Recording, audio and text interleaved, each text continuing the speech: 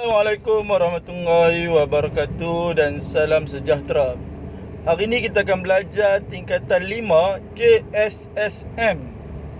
Bab 1 Kedaulatan Negara, di bawah tajuk kecilnya Konsep Kedaulatan, dengan tumpuan kepada pandangan tokoh.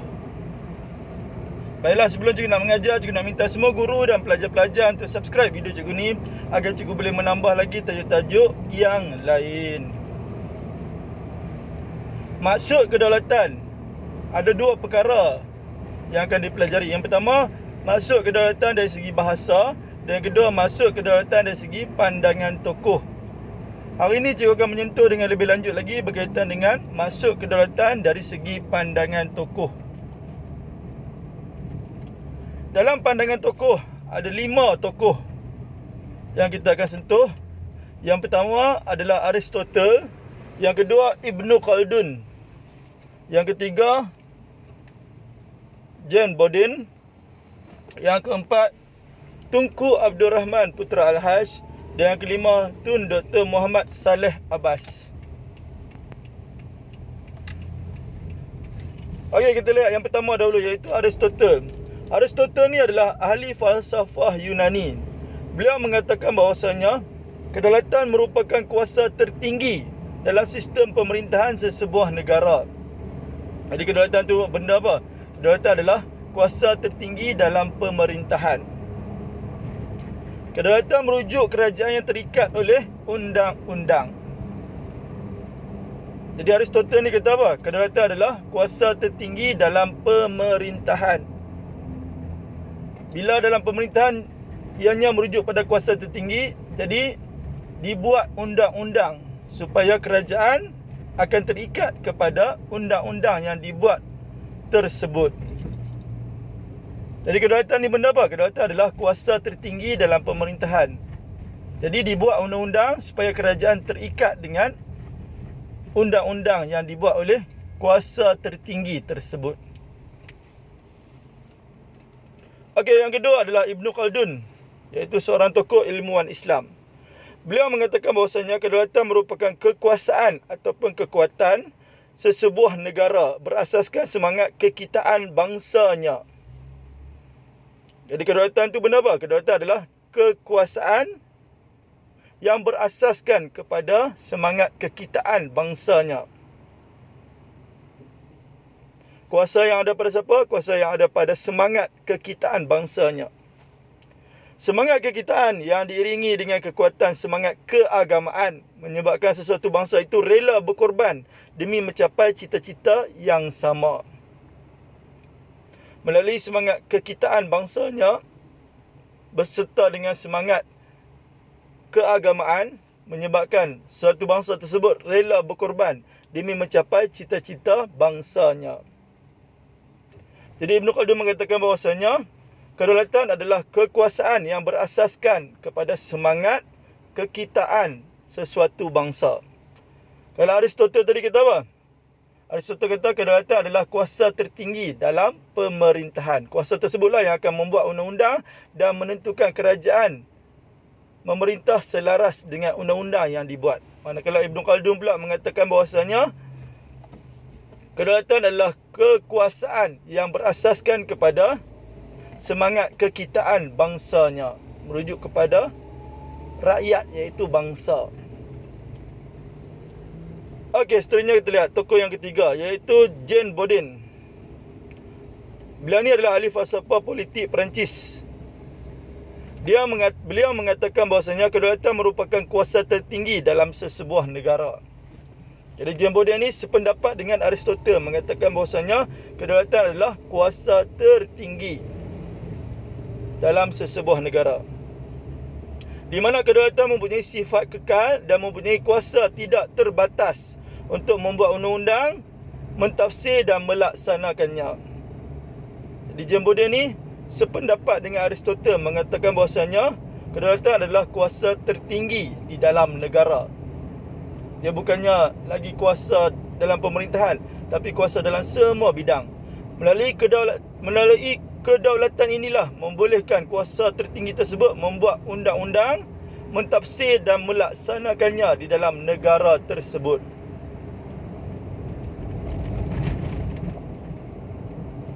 Jadi kedaulatan ni benda apa? Kedaulatan adalah kuasa tertinggi dalam negara. Okey, seterusnya tokoh yang keempat adalah Tunku Abdul Rahman Putra Al-Haj, iaitu Perdana Menteri Malaysia yang pertama. Beliau mengatakan bahawasanya kedaulatan dibina berdasarkan prinsip kebebasan dan keadilan demi menjaga kebajikan dan kesejahteraan rakyat. Semuanya berkaitan dengan rakyat. Kebebasan tu kebebasan siapa? Kebebasan rakyat. Keadilan tu keadilan kepada siapa? Keadilan kepada rakyat. Demi rakyat terbela dari segi kebajikan dan kesejahteraan mereka.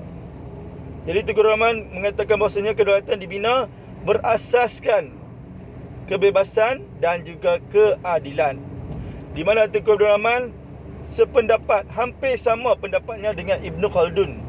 Di mana Ibn Khaldun mengatakan bahawasanya kedaulatan merujuk kepada kekuasaan yang dibina melalui semangat kekitaan bangsanya. Bangsa itu merujuk kepada rakyat. Sama juga dengan Tunku Abdul Rahman. Tunku Abdul Rahman mengatakan bahawasanya kedaulatan dibina berdasarkan kebebasan dan keadilan demi menjamin kebajikan dan kesejahteraan rakyat. Semuanya untuk rakyat. Okey, dan last sekali adalah Tun Dr. Muhammad Saleh Abbas, iaitu mantan Ketua Hakim Negara. Beliau mengatakan bahawasanya kedaulatan merupakan asas negara yang merdeka. Kalau Tunku Abdul Rahman dan Ibn Khaldun merujuk kepada rakyat ataupun bangsa. Tapi kalau Tun Muhammad Saleh Abbas mengatakan bahawasanya kedaulatan merupakan asas negara yang merdeka. Beliau merujuk kepada negara yang merdeka, di mana negara tersebut memiliki kebebasan pada peringkat antarabangsa dan mempunyai hak dan kuasa untuk mengatur urusan dalam negeri tanpa telunjuk asing. Sebab tu Tun Muhammad Saleh Abbas mengatakan bahawasanya kedaulatan merujuk kepada negara yang merdeka. Negara yang merdeka ni bebas di peringkat antarabangsa dan bebas untuk menentukan urusan di dalam negaranya tanpa campur tangan asing. Itu maksudnya merdeka. Negara yang merdeka ni bebas dari segi segala-galanya. Bebas menentukan urusan di dalamnya sendiri dan bebas daripada campur tangan kuasa asing di peringkat antarabangsa. Jadi itu Muhammad Saleh Abbas ni merujuk kepada negara yang merdeka. Okey, baiklah.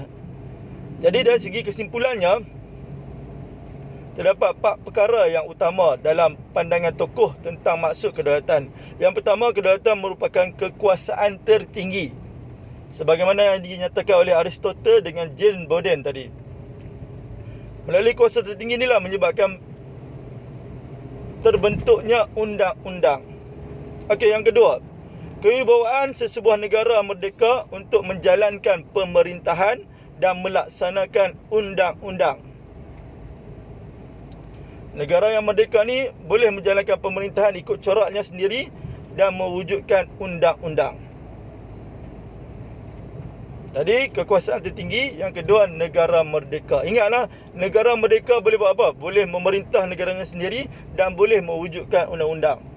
Yang ketiga, kedaulatan penting demi kesejahteraan rakyat dan kemakmuran negara. Ya, kedaulatan bukan penting saja kepada rakyat, dia juga penting kepada negara. Dan last sekali, kedaulatan diterima dan diiktiraf oleh negara lain di peringkat antarabangsa. Jadi semua sekali ada apa maksud pada pandangan tokoh? Ada 4 maksud. Yang pertama, kekuasaan tertinggi. Yang kedua, negara merdeka bebas memerintah negaranya sendiri dan juga membentuk undang-undang. Yang ketiga, kedaulatan ini penting untuk kesejahteraan rakyat dan kemakmuran negara.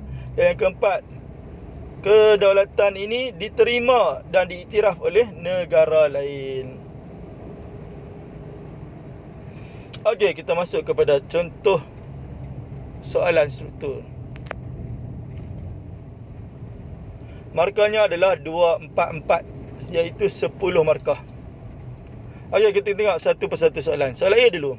Soalan A ditanya, namakan 2 orang tokoh di tanah Melayu yang mengemukakan tentang maksud kedaulatan. Tadi semua ada berapa orang tokoh? Ada 5 orang tokoh. Aristotle, James Borden, Ibnu Khaldun, Tunku Abdul Rahman dengan Tun Muhammad Saleh Abbas. Jadi daripada tanah Melayu, siapa dia? Tunku Abdul Rahman dengan Tun Muhammad Saleh Abbas. Okey, tengok di ruangan jawapan ada nombor 1 roman dan 2 roman kan. Bermaksud pelajar perlu jawab terus, tak perlu buat ayat pembuka. Jadi 1 roman tulis terus Tunku Abdul Rahman Putra Al-Haj dan 2 roman tulis Tun Dr. Muhammad Saleh Abbas. Okey, kita tengok soalan B pula. Soalan B dia tanya, apakah maksud kedaulatan pada pandangan tokoh di soalan 1A? Okey, soalan ni nak kita uraikan tentang maksud kedaulatan pada pandangan tokoh iaitu Tunku Abdul Rahman dengan Tun Dr. Muhammad Saleh Abbas. Okey, tengok di ruangan jawapan tak ada nombor 1 roman dan 2 roman lagi kan. Bermaksud kena jawab dalam bentuk ayat. Setiap ayat wajib dimulakan dengan pembuka soalan. Jadi ambil balik pembuka dekat soalan tu. Maksud kedaulatan pada pandangan Tunku Abdul Rahman Putra Al-Haj ialah kedaulatan dibina berdasarkan prinsip kebebasan dan keadilan. Titik. Hal ini demi menjaga kebajikan dan kesejahteraan rakyat. Titik. Situ dapat 2 markah. Kebebasan dan keadilan 1 markah. Demi kebajikan dan kesejahteraan rakyat 1 lagi markah. Dah 2 markah. Macam mana nak hurai Tun Dr. Muhammad Saleh Abbas pula? Menggunakan perkataan manakala. Sebab nak buat bezakan antara Tun Dr. Muhammad Saleh Abbas dengan Tunku Abdul Rahman Putra Al-Haj. Kalau soalan nak buat perbandingan, kena guna perkataan apa? Guna perkataan manakala. Manakala maksud kedaulatan pada pandangan Tun Dr. Muhammad Saleh Abbas pula ialah kedaulatan merupakan asas negara yang merdeka. Titik. Lepas titik, masuk penanda wacana iaitu number kedua. Kalau tak mau guna kedua, boleh guna selain itu, seterusnya di samping itu. Tapi kalau guna number, lebih mudah. Kedua, memiliki kebebasan pada peringkat antarabangsa. Ada lagi tak? Ada satu lagi. Ketiga, bebas menguruskan urusan dalam negara tanpa campur tangan kuasa lain. Jadi di sini apa markah untuk Tun Dr. Muhammad Saleh Abbas? 2 markah. Yang pertama dekat asas negara yang merdeka, dan yang kedua bebas pada peringkat antarabangsa. Jadi semua sekali 4 markah. Okey, last sekali soalan C. Soalan kebat dia tanya, pada pendapat anda bagaimanakah langkah untuk mengekalkan kedaulatan negara? Soalan ni tanya tentang apa? Langkah untuk mengekalkan kedaulatan negara. Okey, tengok di ruangan jawapan tak ada nombor 1 roman dan 2 roman lagi kan. Bermaksud kena jawab dalam bentuk ayat. Setiap ayat wajib ada pembuka soalan. Jadi ambil balik pembuka soalan tu. Langkah untuk mengekalkan kedaulatan negara ialah memodenkan sistem pertahanan negara. Titik. Lepas titik masuk huraian menggunakan perkataan hal ini. Hal ini dengan memberi latihan penggunaan peralatan ketenteraan moden kepada anggota tentera negara dan mengadakan kerjasama ketenteraan dengan negara kuasa besar seperti latihan bersama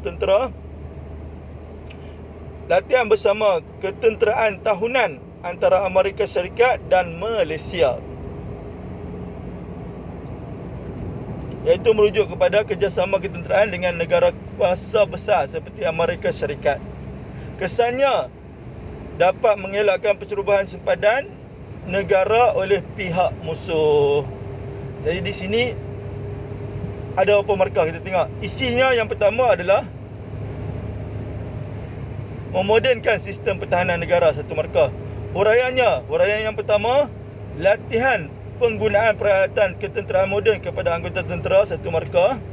Huraian yang kedua, mengadakan kerjasama ketenteraan dengan kuasa besar, 1 lagi markah, ada 3 markah. Contohnya, latihan bersama ketenteraan tahunan antara Amerika Syarikat dan Malaysia, contoh 1 markah, dan 4 markah. Dan last sekali kesannya, mengelakkan pencerobohan sempadan negara oleh pihak musuh, 1 lagi markah. Kesan 1 markah. Jadi semua sekali 5 markah. Jadi boleh dapat 4 markah penuh tak? Ya, boleh. Sangat boleh. Okey, hanya sekadar itu dulu untuk hari ini. Kita jumpa lagi dalam kelas sejarah yang seterusnya. Sekian, wabillahi taufiq wal hidayah. Assalamualaikum warahmatullahi wabarakatuh.